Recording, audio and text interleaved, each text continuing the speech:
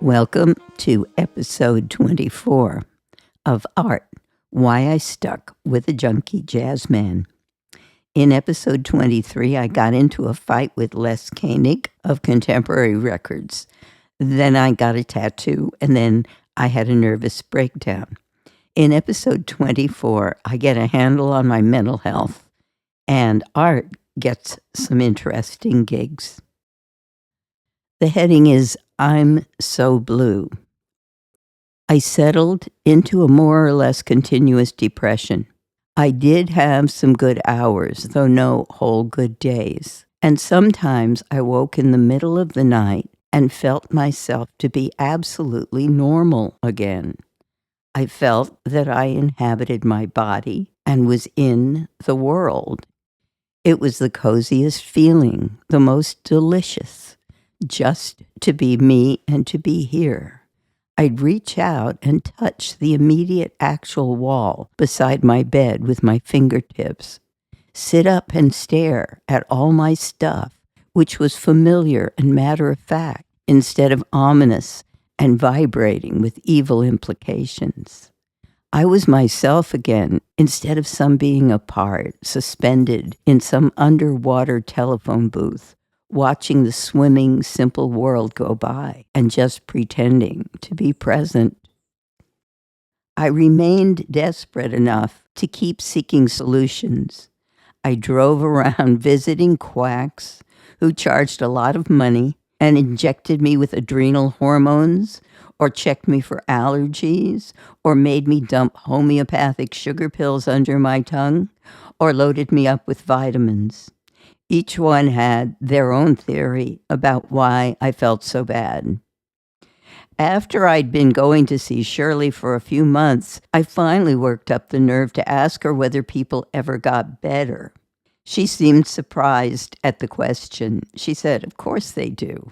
She told me that depression was, quotes, self-limiting. At Olive View, I saw irregularly psychiatrists whose roles seemed to be purely prescriptive. They'd write me up for drugs whose purposes were never really explained. I thought they were for sleep, and whose effects were weird. One pill made electric shocks run through my body. Another was so narcotizing, I had to do jumping jacks throughout the day just to get my blood to circulate, my brain to function. One doctor prescribed Valium, whose after effects made me truly suicidal. I didn't know such depths were possible. That was the lowest moment. One of the psychiatrists told me angrily that I had to work hard if I wanted to get well. But she didn't tell me what kind of work that might be. What did she mean? This went on for 6 months. During that time, I kept on moving, unfocused, shaky. I'd narrow in on what I had to do and do it, complaining all the time. I look now at the old calendars and see that I was tracking our money, responsibilities, appointments, and gigs, and even traveling to some not-too-distant jobs with Art. Most of what I did during this misery is foggy and forgotten, but I do remember that I accompanied Art to a sideman gig for the singer-songwriter Melanie Sofka. For Marty Page's producer's son David, member of a then very popular group, Toto, Art played a short solo and obligato lines behind one of Melanie's songs. He did about 30 takes alone in the studio, listening to the singer's voice played back in his headset. Each take masterful and gorgeous.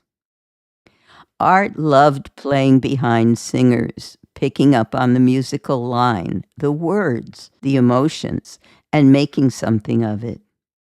And David gave Art almost total freedom, just asked him not to linger too long within Melanie's vocal range. It was a thrill always to hear what Art could do. And this job, for an unsophisticate like me, was especially enlightening because the obligato was set so exactly alongside the melody, yet changed with every repetition. When the record came out, we found that David had electronically woven Art's takes together so that he sailed and strode beside himself. One, then two saxophones. On top of that, he'd written out some of Art's other improvised lines and had a chorus or some electronic equivalent sing those lines too, making Art, in effect, the uncredited composer of the entire background, and David, the clever and admiring arranger. Maybe too admiring. He told Art later that Ahmet Ertegun, who was Atlantic Records, had said of the recording, "Too much Art Pepper." The name of the song was "I'm So Blue." But I'm about to emerge from my morass of grief. This next section is called Mental Health. Art always told people what was going on with him. So he told them what was going on with me, because it was happening to him. He talked to some back east representative of his horn company on the telephone, and the guy told Art he'd had the same experience. He said his family doctor had put him on a particular antipsychotic antidepressant, and he'd figured out some things to change about his life and had gotten well. Art wrote down the name of the drug. At the same time, roaming the health food stores in search of magic pills and magic vegetables, I came upon a little book called Fighting Depression. It very clearly described what I'd been going through and all the ways to deal with it. There was an appendix listing recommended self-help groups featuring a glowing report on a group called Recovery Inc. The psychiatrist who wrote the book about depression turned out to be local. I made an appointment, went in, and told him that I wanted to try the drug the guy on the phone had talked about. I said I'd attend recovery meetings. He was encouraging. I got well within a month, and it wasn't just the drug. I'd been on half a dozen antidepressants by then. What that nasty psychiatrist at Olive View had told me turned out to be true. I had to work.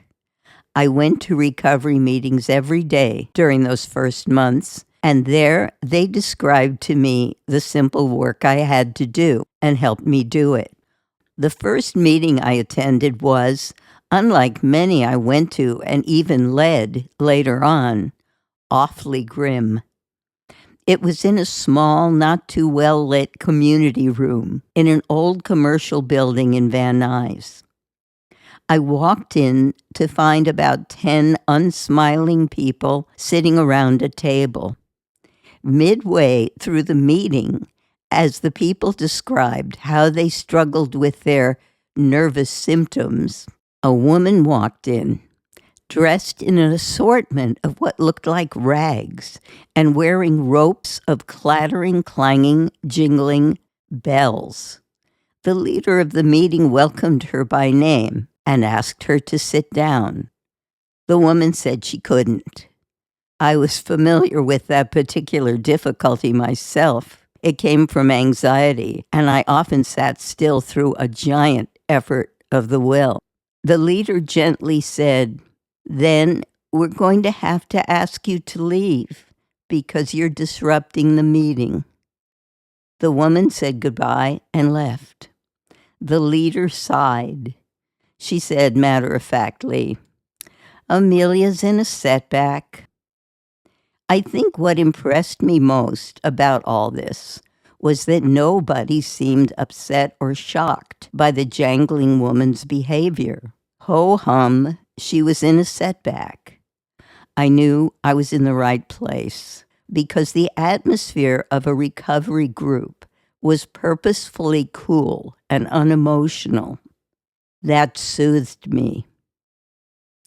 It was cognitive therapy, behaviorism, put in really lucid terms in a book and put into daily, systematic, formulaic practice within the group and in the members' lives.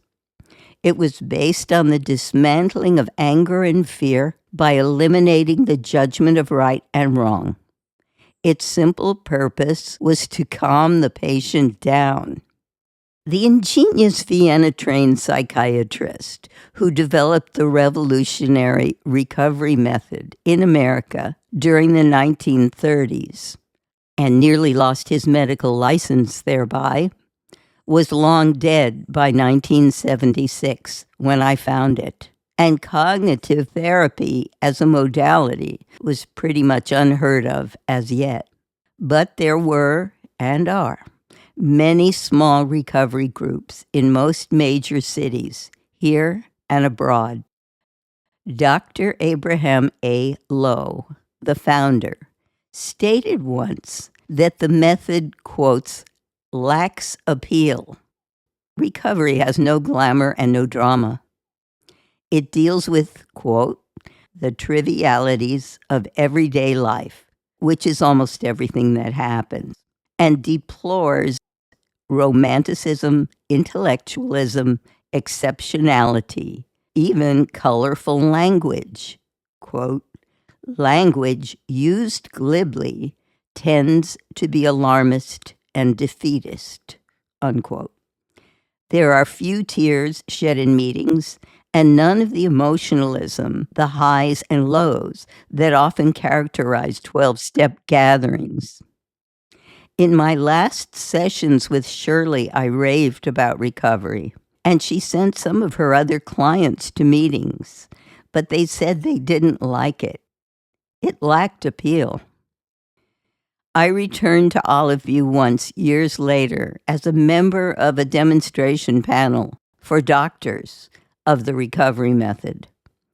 During a conversation afterward, one perceptive and somewhat exasperated psychiatrist pointed out that while his patients were invested in their illnesses, in talking about what was wrong with them, because that's how and why they were able to keep on seeing him, recovery members were invested in being well because the group calls for members to regularly, in meetings, demonstrate the success of the method in their lives.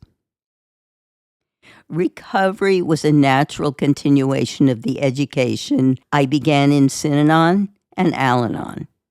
It's just more structured, more specific, cooler, and more clearly defined. I continued to go to recovery meetings over the next 20 years because, like a musician or an athlete, I needed regular practice in recovery's strategies. And the most important work of my life has been to learn how to circumvent my inherited tendency to get over-emotional and to catastrophize and misinterpret events.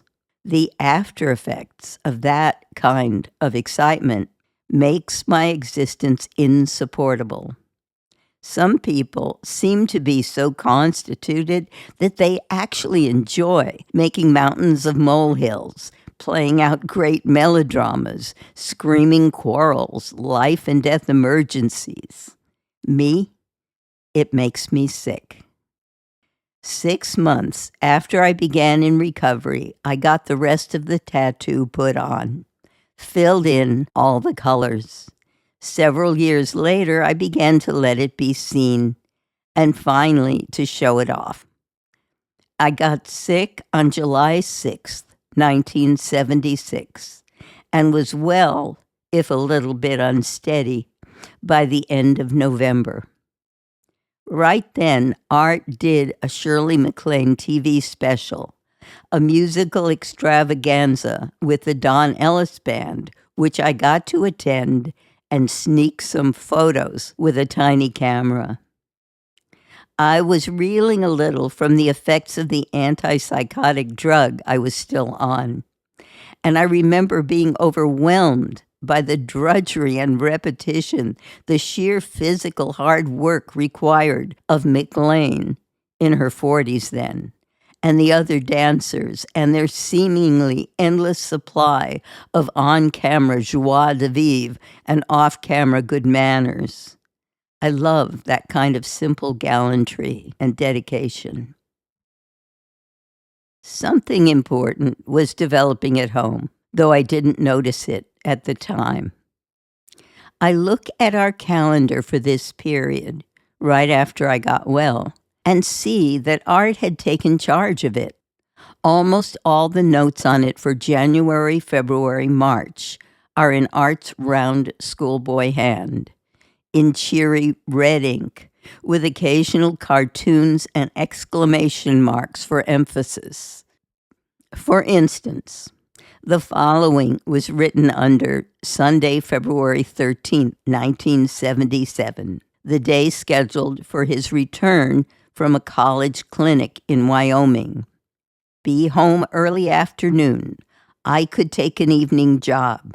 Lori, so take anything that comes in for Sunday night. This was circled in red with big staring eyes and arrows and "Attention, Lori." He'd never been so energetic nor quite so eager to work. Then there was this, 3/10/1977, make love to Mom, inside a cartoon cloud with a cock and balls emerging. I look at this calendar today, and it just shouts cocaine at me.